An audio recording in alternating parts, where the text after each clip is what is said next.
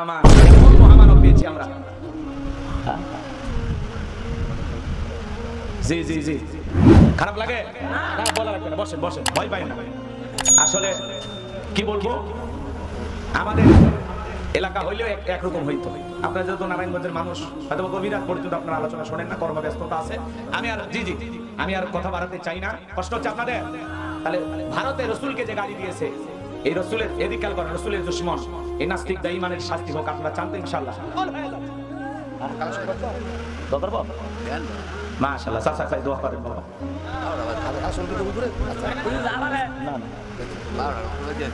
আচ্ছা ঠিক আছে ঠিক আছে। আমরা গত শুক্রবারে সাতমাতার মোড়ে ওলামা ইকরাম আন্দোলন করেছিলাম, হেফাজতের ওলামা ইকরাম সবাই মিলে আন্দোলন করেছিলাম, সবাই মসজিদ থেকে প্রতিবাদ করতেছে ইনশাআল্লাহ। আমরা চাই ভারত সরকারকে জানিয়ে দেব যে রসুলকে গালি দিয়েছে তার প্রকাশ্যে ফাঁসি নিশ্চিত করা লাগবে। কথা বলেন ঠিক কিনা? ওই কুলাঙ্গারের বেঁচে থাকার কোনো অধিকার নাই। কথা বলেন ঠিক কিনা? ফ্রান্সের লোকেরা রসুলকে গালি দিয়েছিল, আমরা গবেষণায় বের করেছি ফ্রান্সের লোকেরা কেন গালি দেয়। পৃথিবীর 228টা রাষ্ট্র নিয়ে গবেষণা করার পরে বের হয়েছে এই ফ্রান্সের মহিলারা বিয়ের আগেই বাচ্চা জন্ম দেয়। যেই মহিলা বিয়ের আগে বাচ্চা জন্ম দেয়, এটা বৈধ না অবৈধ? এটা হালাল জাদা না কি জাদা? কথা কি বুঝতে পারছেন? কষ্ট হচ্ছে আপনাদের?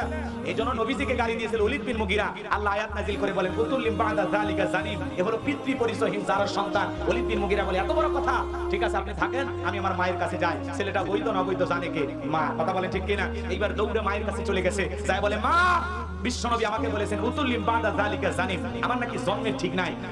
ওলীদ বিন মুগীরার মায়ের নাম ছিল ঝর্ণা, বয়স হয়ে গেছে অনেক বেশি। দেখে বলে বাবা মিথ্যা কথা বলবো না, অনেক বয়স হয়ে গেছে, কি বলবো। আর মনে মনে ভাবতেছে আমি যে ছেলেটাকে এইভাবে জন্ম দিয়েছি, রসুল জানলো কেমনে? এত গোপন তত্ত্ব নবীজি জানলেন কেমনে? রসুল তো জানতেন না, রসুলকে জানিয়ে দিয়েছেন তিনি কে? ওলীদ বিন মুগীরার মা এবার বলতেছে বাবা তোর বাবা ব্যবসা বাণিজ্যের কাজে এতটাই ব্যস্ত থাকতো, আমাকে সময় দিত না, সারা দিন টাকা চিনতো, পয়সা চিনতো, কিন্তু আমার জীবনের সোনালী দিনগুলো চলে যায়, তোর বাবা আমাকে সময় দিত না। ঘুরঘুর করতেছিল তোর চাচা। দেখবেন ভাই যখন বিদেশে থাকে এলাকায় লেবরের আমদানি কমে না পারে, ওরা এসে দরজার সাইডে জানালার পাশে স্লোগান দেয়, ভাবি ভাইয়া তোমার পর আমি যে দেবর, ভেবে দেখো ভাবি কার কত দাবি, ভাই গেছে মালয়েশিয়ায়, আমি তো দেশে আসি। কথা কয় না? মা বোন যারা আছেন আলোচনা শুনতেছেন, পরিষ্কার ভাবে বলে যাই মা, দুইটা পুরুষ হইতে সাবধান, একটা দেবর আর একটা দুলা ভাই। হাদিসের ভাষায় এদেরকে বলা হয়েছে মৃত্যু তুল্য, এরা বিষাক্ত সাপের চাইতেও ভয়ঙ্কর। কথা কয় না? এই যে লালমনির হাটে কয়েকদিনে এক দেবর ভাবি পালিয়ে গেছে। কথা কয় না? এই যে দুনিয়াতে এই ঘটনাগুলো ঘটতেছে, ভাতিজার সাথে চাচি নাই, মামি ভাগিনার সাথে নাই, দেবর ভাবির সাথে। কথা কয় না আপনারা? মিথ্যা কথা না সত্য? এই জন্য মা বোনদেরকে বলো মা, দুইটা পুরুষ হইতে সাবধান, একটা দেবর আর একটা দুলা ভাই। মা বোন যারা আছেন মা, আপনাদের আমল কম দাম বেশি। 4টি আমলে 8টা জান্নাতের দরজা খোলা। 1 নাম্বার 5 ওয়াক্ত সালাত, 2 নাম্বার রোজা, 3 নাম্বার ফরজ পর্দা, আর 4 নাম্বার হলো স্বামীর খেদমত। আল্লাহু আকবার বলেন। আপনারা শুনেছেন ঢাকা বিশ্ববিদ্যালয়ের একজন সহকারী অধ্যাপক, একজন মহিলা, নাম হলো সামিনা লুৎফা, নাম শোনেন নাই? তো উনি একটি টক শোতে এসে আলোচনা করতেছে আর বলতেছে এখনকার এমন ভাবে বই পুস্তক লেখা হচ্ছে, ওতে ওড়না, ওতে ওড়না। একটা মেয়েকে শিশুকাল থেকে বোঝানো হচ্ছে ওড়না একটি কাপড়, তার মানে নিজেকে ঢেকে রাখা লাগবে, পর্দা করা লাগবে। কেন? কারণ আমরা নাকি চাচ্ছি যে মা বোনেরা যেন ঘর থেকে বাহির না হয়। সে বলতেছে এই শিক্ষা দিয়া একজন শিশু মেয়েকে বোঝানো হচ্ছে ওতে ওড়না, ওড়না একটি কাপড়, কাপড়ে কি করা লাগে? নিজেকে ঢেকে রাখা লাগে, পর্দা করা লাগে। তার মানে এক শ্রেণীর মানুষ এই ধরনের শিক্ষা দিয়া নারীকে ঘরের ভিতরে বন্দী করে রাখতে চায়, নারী যেন ঘরের বাহিরে বের না হয়। যেই মহিলা এই ধরনের কথা বলতে পারেন, সে যত বড় শিক্ষিকা হোক, যত বড় অধ্যাপক হোক, যত বড় জ্ঞানী হোক, আমরা বলবো নারীর সবচাইতে বড় সৌন্দর্য হলো পর্দা করা। কথা বলে ঠিক কিনা? এই জন্য পর্দাকে কটূক্তি করে তারাই কথা বলতে চায় যারা এই সমাজে যৌনতা ছড়াইতে চায়, অশ্লীলতা ছড়াইতে চায়। কথা বলে ঠিক কিনা?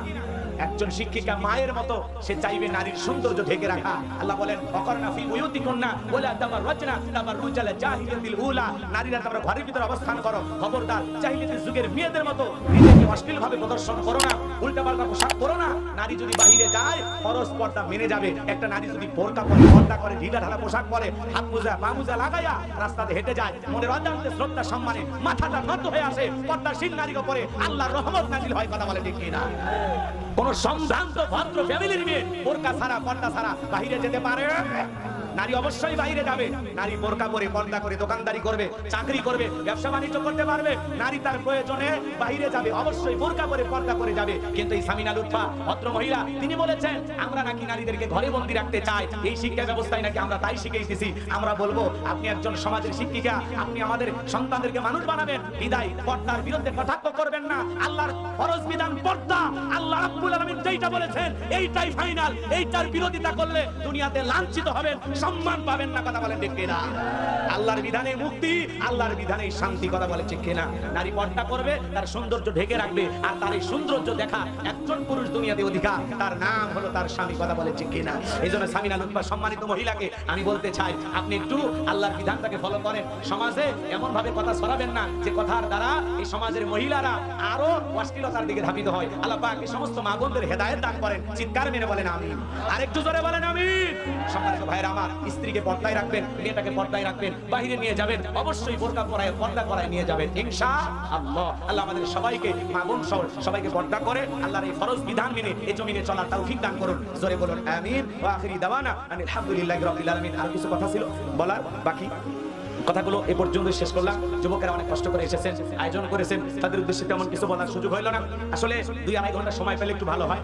আপনারা আমরা যেহেতু উত্তরবঙ্গের মানুষ, একটু বেশি বয়ান করি, বেশি কথা বলি, কিন্তু একটু কম হয়ে গেছে। আপনারা মন খারাপ করেন না, আবারও বেঁচে থাকলে দেখা হবে ইনশাআল্লাহ। 9টা 9:30 উঠলে ভালো হইতো, কিন্তু আসতে একটু দেরি হয়ে গেছে। ঢাকা শহরে প্রচন্ড জ্যামে আটকে গেছিলাম। তো যাই হোক, আল্লাহ তাআলা নিয়ে আসছেন, দেখা হয়েছে, বেঁচে থাকলে আবারও দেখা হবে ইনশাআল্লাহ। আপনারা কি বিরক্ত হয়েছেন?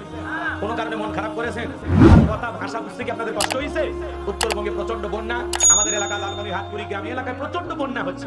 আপনারা একটু দোয়া করবেন। সেই তিস্তার ব্যারেজের বাঁধগুলো খুলে দিয়েছে, আমরা অনেক কষ্টে আছি। কুড়িগ্রাম, নীলফামারী, লালমনিরহাট এই অঞ্চলগুলো ডুবে গেছে, অনেকগুলো গ্রাম তলিয়ে গেছে। এদিকে ফেনী, নোয়াখালীতে বন্যা, সারা দেশে প্রচার হয়েছিল, অনেক মানুষ ত্রাণ সহযোগিতা নিয়ে তাদের পাশে দাঁড়াইছিলেন। আমরা আমার এই উত্তরবঙ্গের মানুষের, বন্যার্ত মানুষদের পাশে দাঁড়ানোর জন্য সারা দেশের মানুষকে আহ্বান করব। অনেক ঘর বাড়ি তলিয়ে গেছে, অনেক মানুষ কষ্টে আছে, আপনি একটু দোয়া করবেন। আল্লাহ পাক যেন উত্তরবঙ্গের মানুষের উপরে আল্লাহর সাহায্য নাজিল করেন। জোরে বলেন আমিন। বৈষম্য মানবেন না, সবাই একটু সহযোগিতার হাত বাড়াবেন। উত্তরবঙ্গের মানুষের জন্য যে যতটুকু পারেন সহযোগিতা করবেন। বন্যার্ত ভাই বোনদের পাশে দাঁড়াবেন। অনেক কষ্টে আছেন কুড়িগ্রাম, লালমনিরহাটের মানুষ, অনেক কষ্টে আছেন নীলফামারীর মানুষ। আপনারা সবাই একটু সহযোগিতার হাত বাড়াবেন। পারবেন তো ইনশাআল্লাহ?